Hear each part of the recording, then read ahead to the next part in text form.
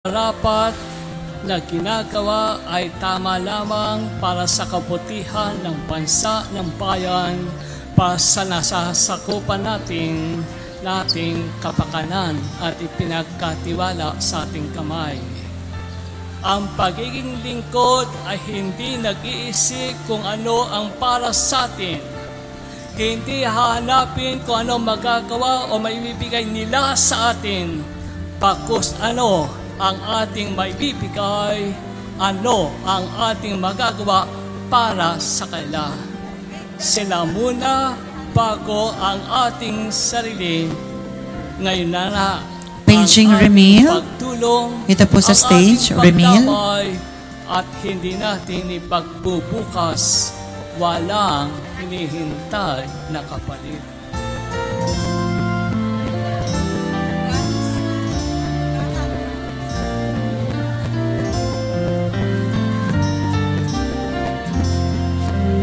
Tanungin din natin ang ating sarili, how many I have served, how much I helped them. How many I have served, how much I have helped them, how much I have given to them myself. Tayo ay kabilang at katuwang ng ilang simbahan. Tayo ay kasali at kasama sa pamahalaan. Ikaw at ako ay mamamayan. Ikaw at ako ay mananampalataya sa makapangyarihang Diyos ng ating paglilingkod sa Diyos. Nasa pagtutulungan ang lakas at tibay. Kapag nagtutulungan ay higit na marami ang ating magagawa at magagawa natin na higit na magaan, mas maganda at higit na madaling magkaroon ng katuparan. Nasa ating kamay ang kanilang tagumpay. Kahit na tayo ay hindi magkapareha sa kapangyarihan sa lipunan, tayo po ay hindi magkaribal. Hindi tayo taliwa sa isa't isa at hindi po tayo magkalaban.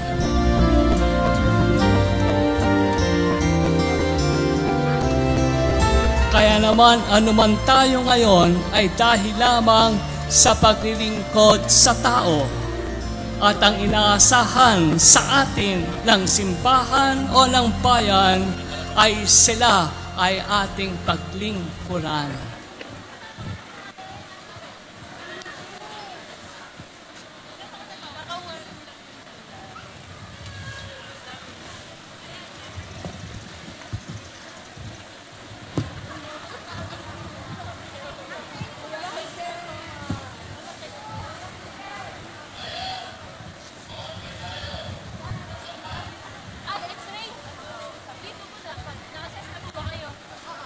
So today, I want to leave with you 3 stories about grace, love, and hope. Let's begin with grace. When I was younger, I would always, let's say, nagpapasundo ako sa tatay ko when I was in the US. Tapos tatawag ang school clinic kay Daddy, Mr. Inares, can you please fetch your daughter from the school clinic? My dad worked 3 jobs when we were in the US. Alam niya na minsan umaarte lang ako, pero kahit pagod siya, busy siya. At sa lahat po ng mga nagtatanong kung ano po ba ang mga gamot na pwede niyo pong i-avail, meron po tayong anti-gout, anti-hyper, test-save drugs. Meron din po tayong anti-vertigo, cough preparation, cortisol steroid. Meron din po tayong mga oral hypoglycemic at other maintenance po. Meron din po tayong mga vitamins and supplements para po sa inyong lahat. Isa pa akong kwento. Ito, alam po ito lahat ng ating volunteers mula sa Serenity Foundation. Alam niyo po, ang foundation natin ay volunteer and donation-based. Ibig pong sa lahat po ng mga gustong kumuha ng gamot, huwag niyo pong kalimutan na magpareseta po sa ating mga doktor. Kaya namin pamahagi. Minsan, para mapatakbo ang ating relief operations during calamities, abonado pa po ang ating mga volunteers. At kapag namimigay kami, halimbawa po, 2 kilo ng bigas, konting delata, may konting kape, may tanong sa amin pag tinanggap, bakit ito lang? Alam nyo, masakit pakinggan yun eh.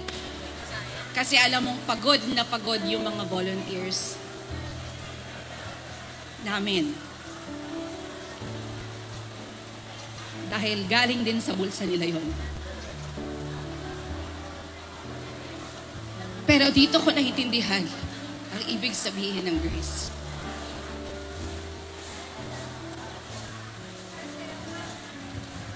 Grace means continuing to give. Kahit hindi ka laging naiintindihan. Kahit kulang ka sa appreciation. Kahit may reklamo.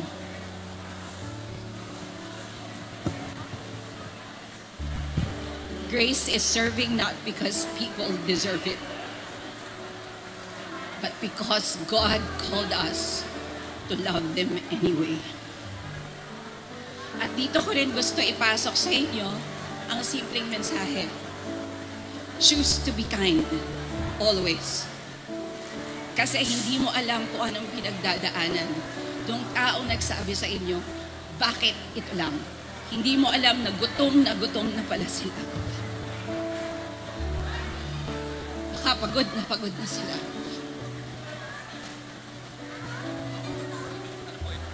Kaya kami, imbes na magalit o magtanim ng samaan ng loob, pinipili pa rin namin ang kabutihan. Grace is exactly that. Choosing kindness even when it's not easy. So now let's talk about love. Ito hindi na ako iiyak. Na-heartbroken na ba kayo? Taas kamay. O sasama ko doon. Taas yung totoo. Na-heartbroken na ba kayo? Parang ang dami nyo doon. Wait. What are the different kinds of love? Love for family, for friends, and of course, God's love for us. Maybe I can share one thing about this. In my journey as a public servant, may mga pagkakataon na napapagod din ako.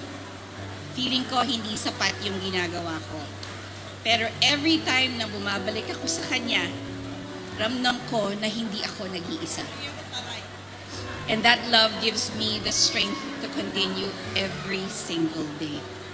Alam nyo, if you are rooted in God's love, hindi kayo madaling tutumba. Kasi alam mo, kahit anong mangyari, may Diyos na laging nasa likod mo. Nasa tabi mo, mapakanan, mapakaliwa. Nandyan lang siya. Laging sumusuporta at nagmamahal sa atin. And that is real love. Real love is not about getting, it is about giving. That is the definition of love. Even when it costs you something, it's choosing to forgive, to serve, to understand kahit mahirap. Because real love is not convenience, it is a commitment. Araw-araw, alam nyo, bumabiyahe ako mula Tagpos hanggang Kalumpang, papunta ng munisipyo. Noong traffic sa Pantok. So, ibig sabihin ngayon, konti na lang. Tama? Noong traffic sa Pantok, it took me usually 45 minutes. Ngayon, it only takes us 15 minutes. Ang post ko dati noon, ang hirap-hirap mong mahalin. Ibig sabihin, ang hirap-hirap mahalin ng Binonan. Kasi laging may traffic. Pero kung tutuusin, ganun talaga, di ba, ang pagmamahal. Minsan mahirap, sa mga umibig na at nasaktan, sa mga hindi pa umiibig, expect it na lang. Alam niyo po, when I'm asked, bakit mahal kong Binonan? Ang sagot ko simple lang. It's because of the people. Kayo, tayong lahat, magkakasama. Kasi at the end of the day, tayo rin lang ang nagbibigay halaga sa lugar na ito. At katulad ng sinasabi ko dati, kapag mahal mo, ipaglalaban mo. Oh, tumatawa siya. So, and I will say it still today. Kapag mahal mo, ipaglalaban mo. At katulad, ganun din, hindi lang po sa salita, kundi sa gawa.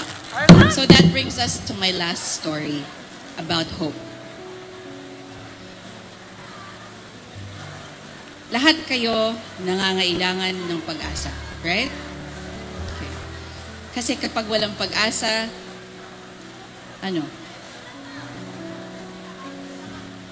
you don't have a reason to get up every day. Mahirap lumaban. Ako mismo, I continue to hope for a better future. For a better family, for everyone, for a better binuunan. For our youth, of course. Pero natutunan ko actually that hoping is not enough. Hindi pwedeng umaasa ka lang. Kailangan kumikilos ka rin. Hindi rin pwede trabaho ka lang ng trabaho na para wala namang direksyon. I think some of our friends, parents, ganun eh. Araw-araw na lang. Same thing. We move because we believe in something better. We work because we hope. When I served in Serenity Foundation for 16 years now, I saw how powerful hope can be. Yung mga tao na kahit hirap na hirap sa buhay, bumabangon pa din. Dahil umaasa sila na may darating na tulong. May darating na pagbabago. Pero ang tunay na pagbabago ay hindi lang po hinihintay. Ito po ay pinagpapaguran din. At dito pumapasok yung servant leadership. I want you all to be leaders.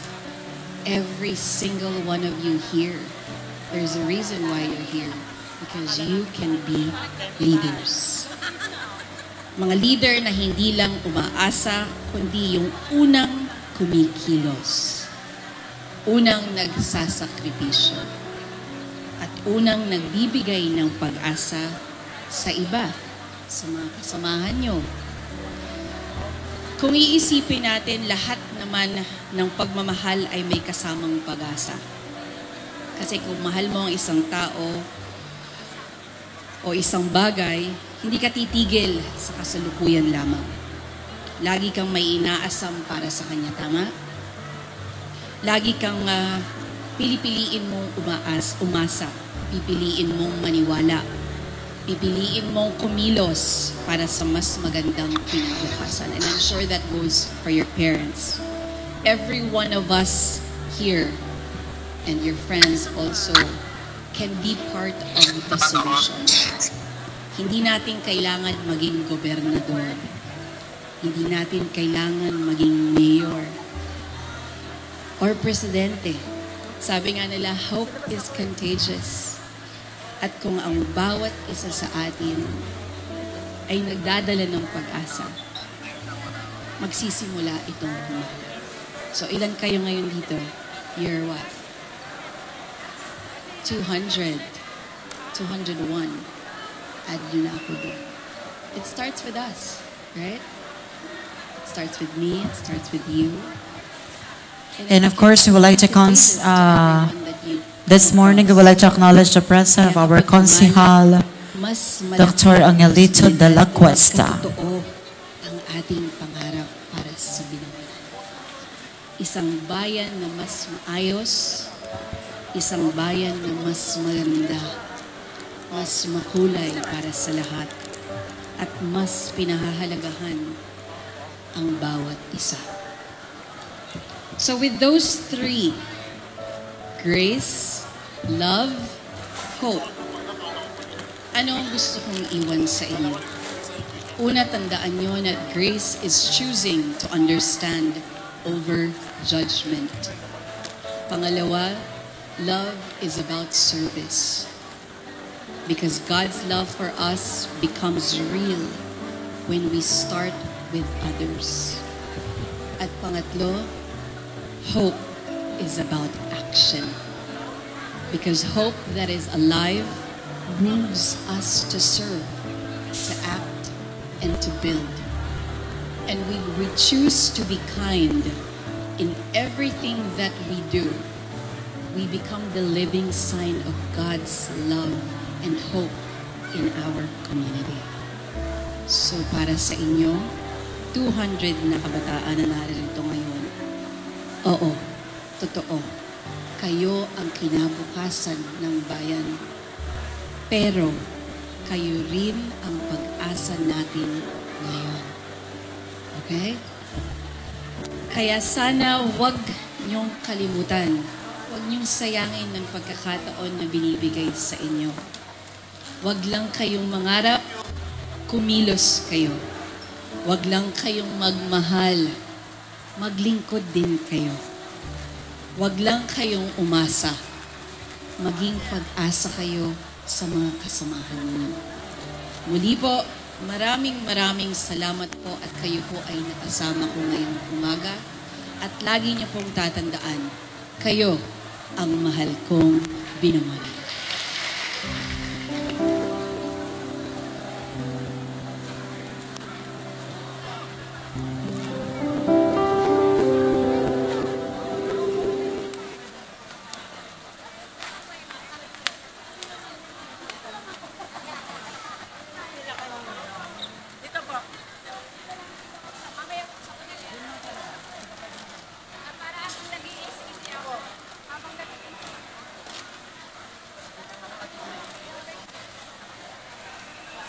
Binangonan, Rizal, ang aking tahanan, ang aking pinagmulan. Nabiyayaan ng 17 barangay